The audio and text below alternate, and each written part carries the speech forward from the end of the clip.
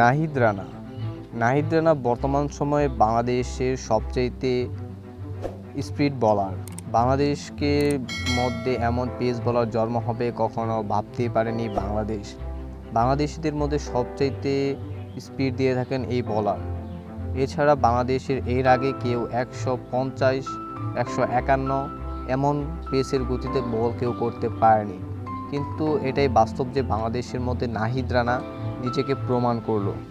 যে কোনো পজিশনের মধ্যে তার বলের স্পিড থাকে 144, 146, 147 এবং তার সবচেয়ে হাইয়েস্ট বলটা হচ্ছে 150.9, প্রায় 51 কাছাকাছি। এবং আফগানিস্তানে অ্যাগেনস্টে যে বলগুলি করছে পুরাই আগুন। মোহাম্মদ নাবি গুরবাজ তার বল খেলতেই পারলো না। আসলে বাংলাদেশের জন্য একটা প্লাস পয়েন্ট যে বাংলাদেশের মধ্যে এমন কিংবদন্তি এমন পেস অ্যাটাক বলার জন্ম হয়েছে। অবশ্যই বাংলাদেশের বোর্ডকে তার প্রতি যত্ন নিতে হবে, যার ফলে আমাদের বাংলাদেশেও শোয়েব আখতারের মতো বলার জন্ম নেবে। আবারও প্রমাণ করলো বাংলাদেশও পারে সব কিছু তৈরি করতে, কিন্তু বাংলাদেশ এটা ধরে রাখতে পারে না।